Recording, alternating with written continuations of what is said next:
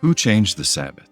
My life is spent in one long effort to escape from the commonplaces of existence. It's a capital mistake to theorize before one has data. Insensibly, one begins to twist facts to suit theories instead of theories to suit facts. So we're going to look at the data, analyze the facts, and come to a logical conclusion at the end. After we eliminate all the other factors, the one which remains must be the truth. The game is afoot, so let's begin. But where do we begin? Isn't it obvious? We begin at the beginning.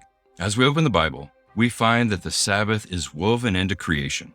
Thus the heavens and the earth and all the hosts of them were finished.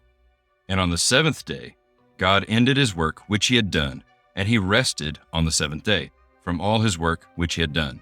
Then God blessed the seventh day and sanctified it, because in it he rested from all his work which God had created and made.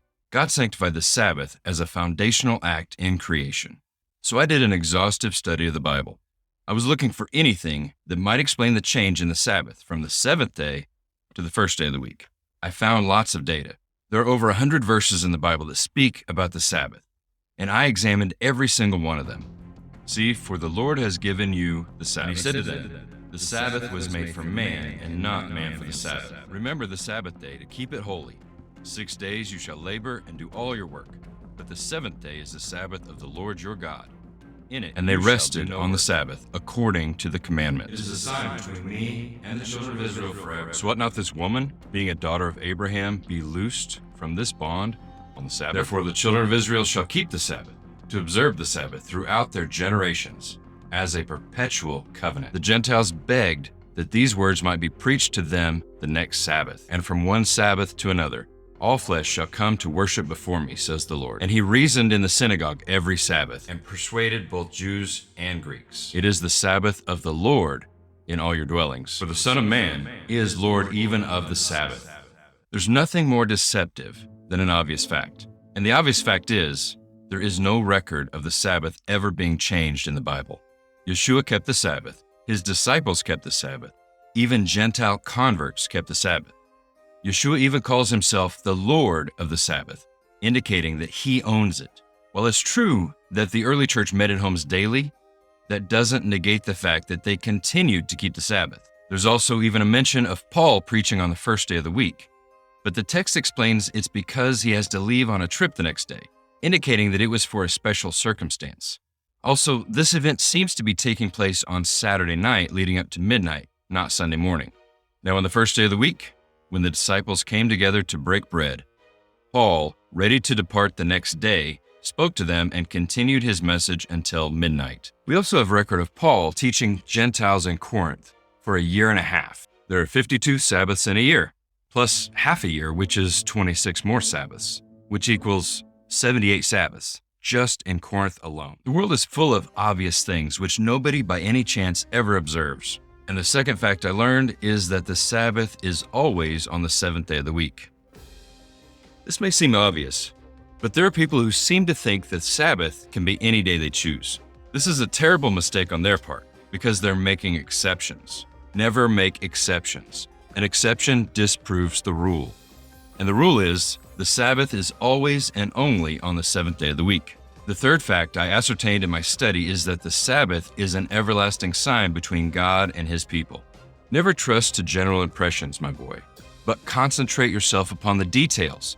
What is out of the common is usually a guide rather than a hindrance.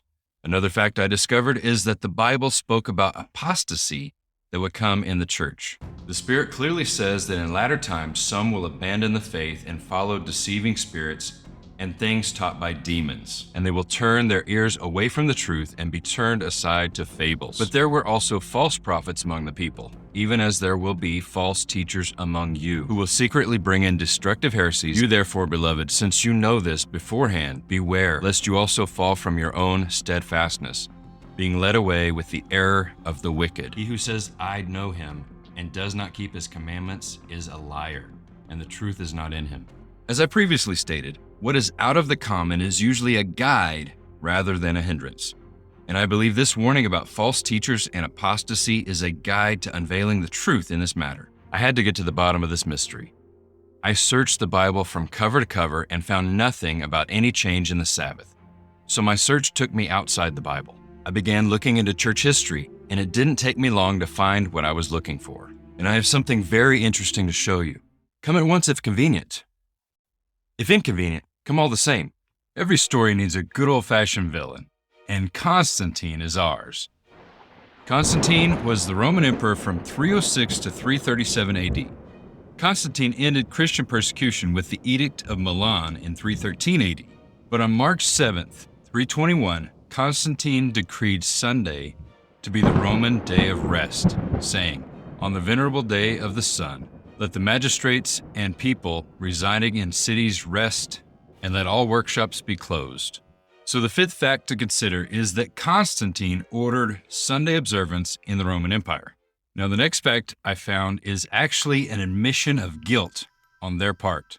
You see, the Catholic Church claims they changed the Sabbath to Sunday by their own authority at the Council of Laodicea in the 4th century. I found it in the Convert's Catechism of Catholic Doctrine, which says, "Which is the Sabbath day? Saturday is the Sabbath day. Why do we observe Sunday instead of Saturday? We observe Sunday instead of Saturday because the Catholic Church in the Council of Laodicea transferred the solemnity from Saturday to Sunday." So what was actually said in the Council of Laodicea? Christians must not Judaize by resting on the Sabbath, but must work on that day, rather honoring the Lord's day, and if they can, resting then as Christians. But if any shall be found to be Judaizers, let them be anathema from Christ. There's an obvious clue here that many people overlook. Christians were still keeping the Sabbath in the 4th century. Otherwise, why would the Catholic Church need to forbid it? The Catholic Catechism explains why Catholics keep Sunday. But why do Christians keep Sunday? Ultimately, it comes down to tradition. The Catholic Church kept Sunday for so long that when the Protestant reformers finally broke away from the Catholic Church, they retained many of the deeply embedded traditions, such as Sunday worship. Now, the obvious question we need to ask is, who has the authority to change one of God's commandments? You have a grand gift for silence. It makes you quite invaluable as a companion. Let me put it to you bluntly. No one has the authority to change any of God's commandments. You shall not add to the word which I command you, nor take away from it, that you may keep the commandments of the Lord your God, which I command you. Having gathered all these facts, I analyzed the data to separate those which were crucial from others which were merely incidental. And I've come to the only logical conclusion possible. But first, let's review the facts. Fact number 1, the Sabbath was never changed in the Bible.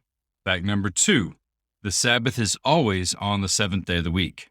Fact number 3, the Sabbath is an eternal sign between God and his people. Fact number 4, the Bible spoke about apostasy that would come in the church. Fact number 5, Constantine ordered Sunday observance. Fact number 6, the Catholic Church claims they changed the Sabbath. And fact number 7, no one has the authority to change God's commandments. So what's the conclusion? It's elementary, my dear. Just think about it. When you have eliminated the impossible, whatever remains, however improbable, must be the truth. And the truth is, no one changed the Sabbath. The Sabbath will always be the 7th day of the week, and it will always remain a sign between God and his people. The Sabbath didn't change. It's the people who changed. Certain men decided they didn't want to keep God's commandments anymore, so they stopped. And they convinced others to join them in their apostasy. The Bible warned us about these false teachers who would creep in and corrupt the faith.